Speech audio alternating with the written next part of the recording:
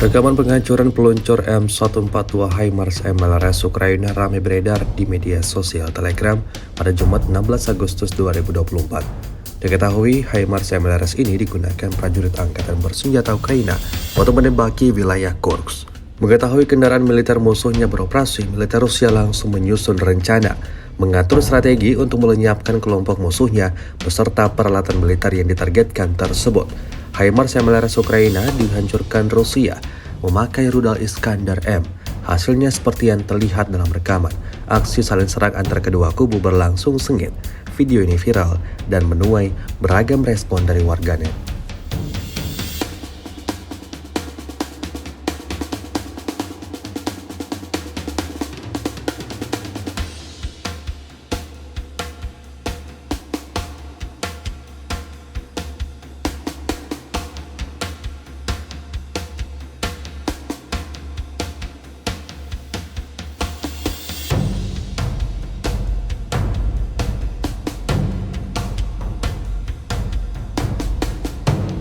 Download Tribun X sekarang, menghadirkan lokal menjadi Indonesia.